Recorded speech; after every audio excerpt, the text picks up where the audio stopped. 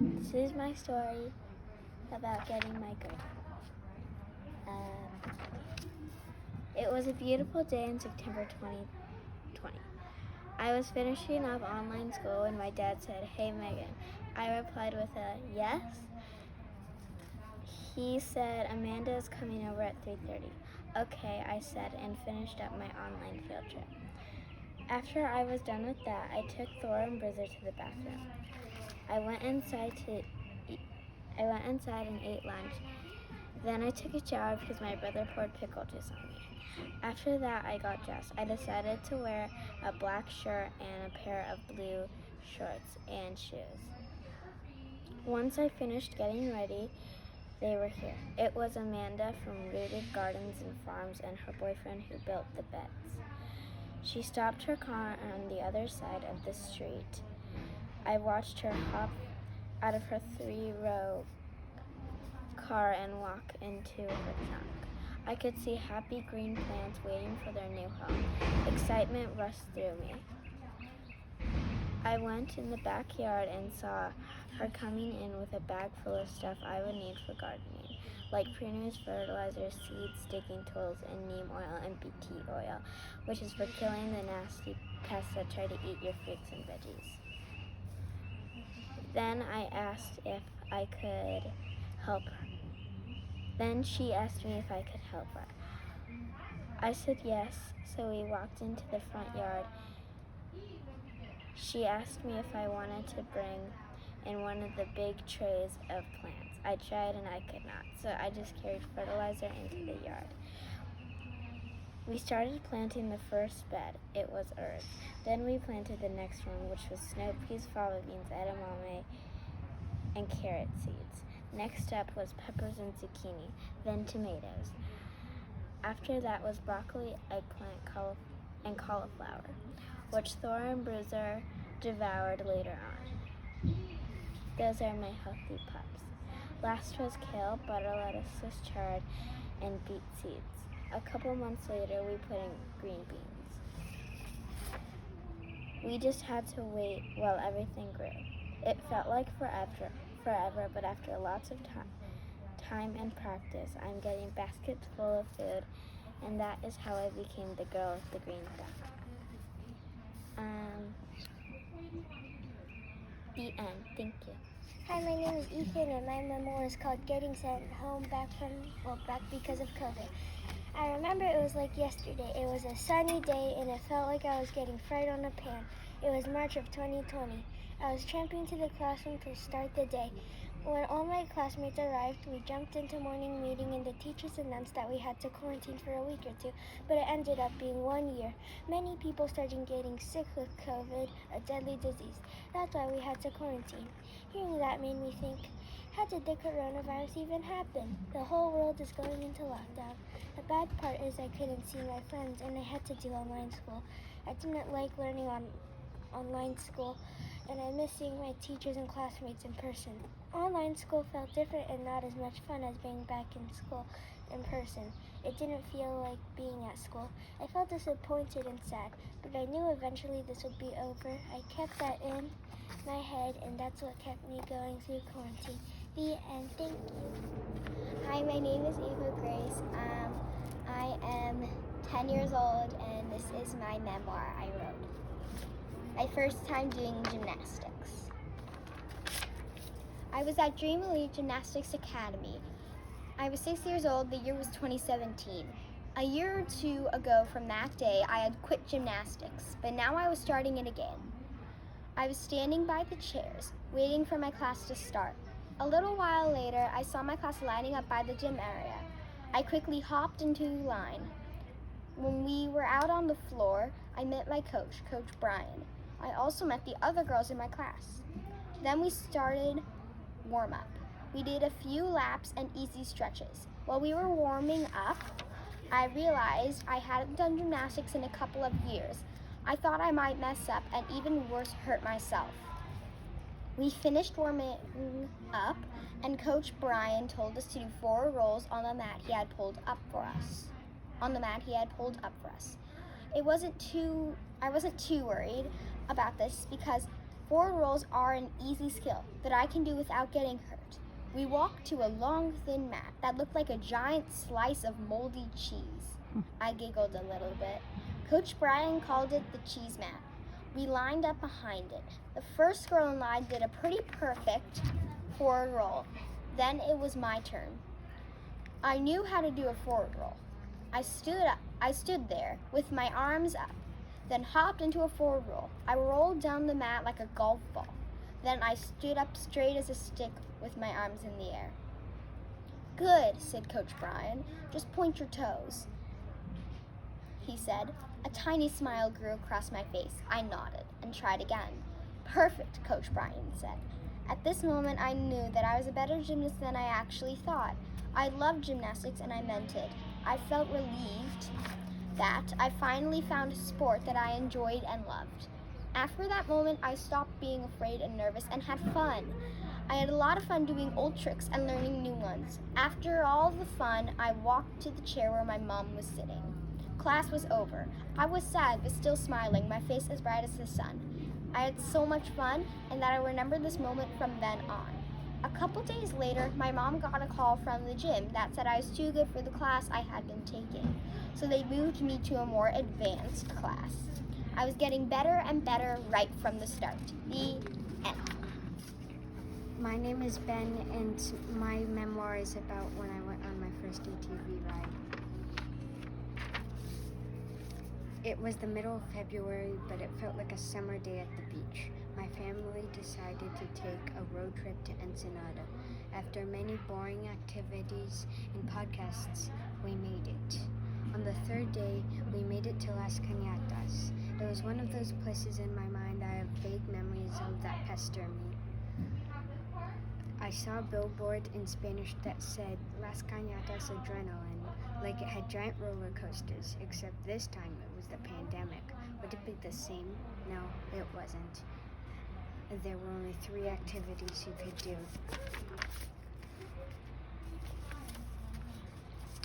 I knew I'd still have fun even though there were only horsebacking, zip lining, and ATVing. I don't want to go though, I hesitated.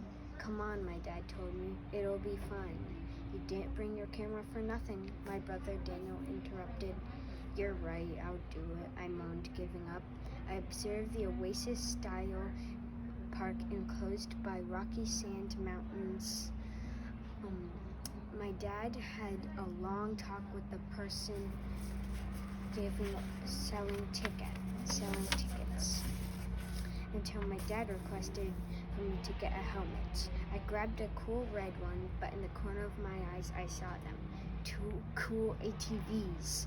I quickly hopped on an awesome camo one, and my dad got on behind me. He strapped my GoPro to my hand, even though I thought it was enough to hold it.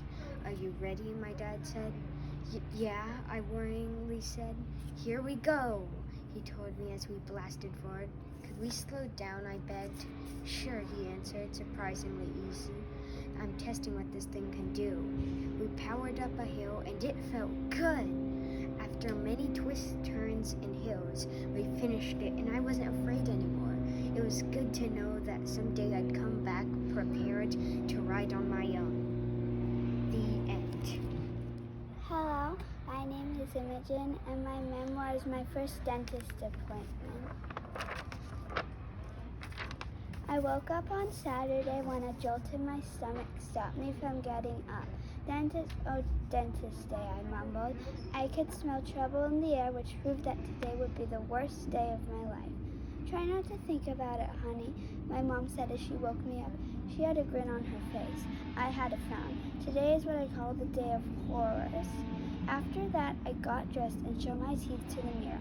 My teeth look okay to me, I thought. I still didn't get why I needed to go to the dentist in the first place. As I slumped out of my room, I was being shoved into the cart by my mom. Wait, what? I said. Honey, we're going to be late if you don't get a move on, my mom said in a very rushed voice, like she was going to be late to the most important meeting of her life. Your breakfast is in the car. Go, go, go! Before I could say a word, tears were rolling down my red cheeks like an overflowing bathtub. I trembled into the car as my mom and I drove away to the dentist. 10 minutes later, we were sitting in the waiting room. I looked at the clock and it was 10:15, which was my dentist appointment time. Imogen Booth, a lady called. I guessed it was my dentist. Please let there be another Imogen. Please let there be another Imogen, I prayed. Come on, Imogen, it's time, and you know that, said my mom through gritted teeth. She sounded like the hungriest lion ever. Next moment, I was being carried by her all the way to the room. I would give anything to be at the dentist, and I mean anything. After that, my mom put me in what she calls the special chair. The thought of being in the specific chair spooked me because I knew that the dentist would come in and do my teeth. I really didn't understand why parents get away with everything. The dentist walked in, picked up a toothpaste bottle, but put it down again before asking me, Imogen, would you like chocolate, birthday cake, or bubblegum toothpaste? I chose chocolate and got so very carried away with the richest, most delicious chocolate toothpaste flavor ever. The dentist said I was done, and I couldn't stop myself from asking for more. As I hopped into the car, I couldn't work out why I overreacted so much. When we got home, I couldn't stop myself from smiling. The end. Okay. My name is Miles. I wrote this memoir for my first day back at school. And I'm going to read it to you now. I woke up, put my clothes on, and brushed my teeth, and went off to school. I was pretty excited to see my friends, teachers, and school all again. I climbed out of the car and walked into the school grounds, and it felt as if you moved out of your house and returned 1 year later. I eventually found my classroom, walked in, and sat down. Instead of doing math, Miss Foster explained the new rules of the school and why the classroom door was open. When it was finally time for recess, I got my lunchbox and sat down on a table with Ethan, Adrian, and Ben. It was very nice to talk to them, and I realized something while I was talking and playing with them. I haven't interacted with people in person besides my family for so long that I forgot what it felt like. But don't say that you never appreciate what you have until you lose it. When recess ended, we went to wash our hands, and the water was really cold. It was only a very cold day, so I was left with freezing red hands. When we came back inside, it was the little kids' playtime, and I questioned if it was a mistake to come back. I was able to convince myself that I wasn't going to let go of the feeling of being back there for such a long time so easily, and I'm glad I did. That is the end of my story. My name is Chloe, and my memoir is about my first horse show. It was a nice day out as I slithered out of bed like a sloth. Then it hit me. It was my horseback riding show. Wow, I thought. I told my parents I'm getting dressed. I sprinted on over to my closet. My sister was looking at me like I was running away from a lion. Okay, I told myself. I need to calm down. I calmly found my pants and fancy coat. I was jumping up and down as if I was a kangaroo trying to get my pants on. They slipped on like slippery slime. Yay, I yelled. I ran again to my parents' room. When my mom was doing my braids, I felt like water was pushing against my eyes while she was doing the top. She finally finishes a big bright blue bow. I just realized I have time left over, so I watched YouTube. My dad yelled, "Time to go, hurry up!" I raced down, my feet hitting the stairs like a rhinoceros. Eee! I squealed. I buckled up and counting my things so I have it all. It was a long ride. We arrived smelling the lavender and horses. Farmers Farms, I read, and looked around. There was a pony contest going on. I watched it until it was my turn for the show. The speaker announced, "Walk, trot, group, you're up next." Bye, I told my parents. I strolled to the back and had one last look at my parents. I smiled and got focused. "Hi, Coconut," I said in a baby voice. I head to my horse. "Are you ready to perform?" I hopped on. Wow, this is it, I thought. We walked out on to see the judges. My stomach felt queasy. I walked out for a while again, and the assistant judge told us to trot, so off we went. The judges had made their decision. My stomach felt like butterflies were flying, and second place goes to 63. I felt a second what my number was. Ah, that's me! Yay! I said. I walked out and she ran to my mom and dad. I'm so proud of you, they said.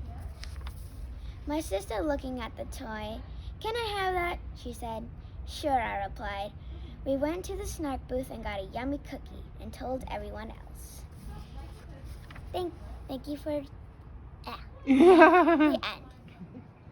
My name is Adrian, and this is my memoir, Going to England and Seeing the Queen's Castle. When I was 7 years old, my parents took me to England to see new places. It was a bright and sunny day in London when my parents said, "Today, let's go see the Queen's Castle." I was looking forward to seeing the castle ever since we arrived.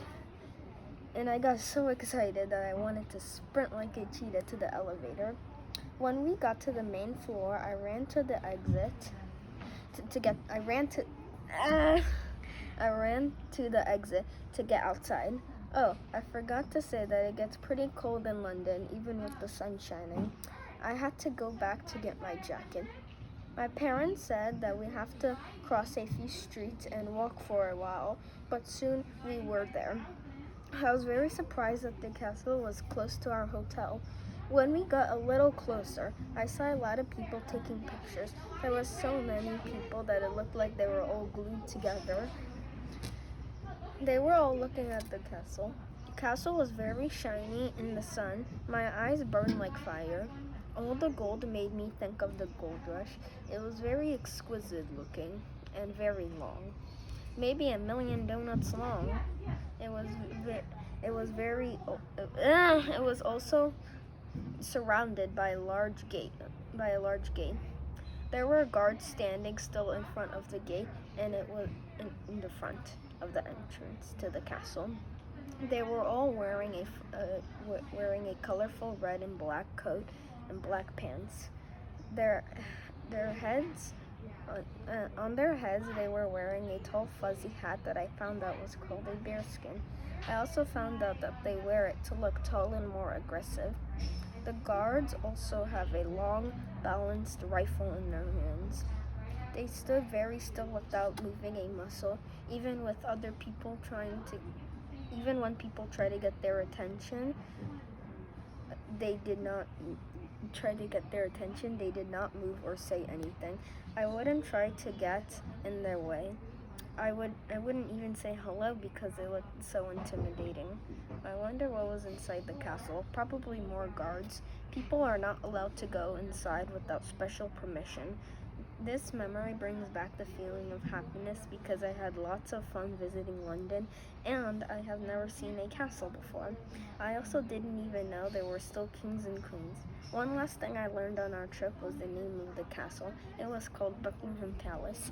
The end. Hi, I'm ABD, and I have written a memoir called Being a Big Sister. July 3rd, 2013, the day of my undoing, the day of my sister being born. It's not all bad, like when we went to Disneyland for her 6th birthday, the Bibbidi Bobbidi Boutique, and she got a princess makeover. I go on too. After that, we went to a room for a picture for my mom and dad to have and to share to my other family and friends. In the picture, my sister had a bun on her head, a Cinderella-like dress, and Snow White-type-like makeup on her face.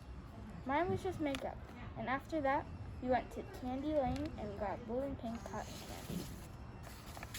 Another time we went to the Santa Barbara Zoo, and there was a game/prize booth. I wanted to go and win one, and I tried 3 times. On the third time, I won a unicorn with purple and blue and pink mane and tail, and a cloud-like fur on its back. My sister took one look at and wanted it. So she asked me nicely, "Hey, Ava, can I have it, please?" And being the nicest sister ever, I gave it to her. Because one, if I didn't, my mom would make me, and two, if I did, I would get something in return.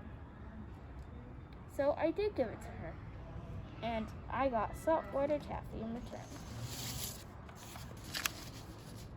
There are bad times, like the time when I had to watch Sonia and my cousins together. They wanted to go outside to play with me while I was strolling with Junebug. This was a bad idea because it was icy outside.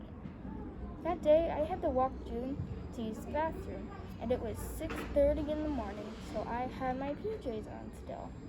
So I was freezing my head off out there.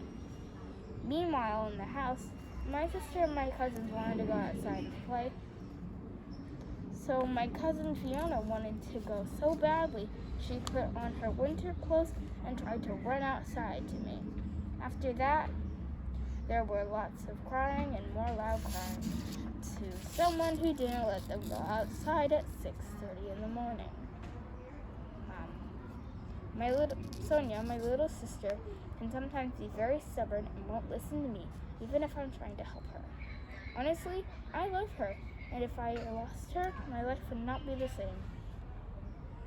To me, her short, shiny brown hair, her sprouting smile, and her funny personality helps me through any bad day.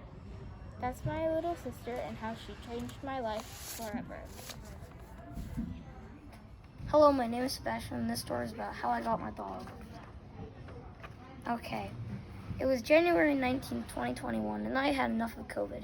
I thought that COVID would ruin everything. Nothing felt like it could be good anymore. My mom said we need to pick up something for my dad's work. I get into my car like a monster is chasing me down. I say in a small voice, "What are we getting for my dad's work?" My mom says, "Does it matter?" I said no. We drive for an hour and I fell asleep as we arrived at the airport. I hear my mom say, "I'll be right back." A full amount of time later, my mom came back. I see a big bag and case. My mom opens the car door and says, "Meet your new baby puppy, Tootsie." I was so excited. I said, "What about my dad's work thing?" I said, "So you guys will not know the surprise." My mom hands Tootsie to Preston, my brother. Tootsie pees all over Preston. Preston says, "Why did she pee on me?" My mom says she was excited. I fell asleep on the way home. When I woke up, we were home. As I stepped into my house, I knew my life had changed forever because I finally got a dog.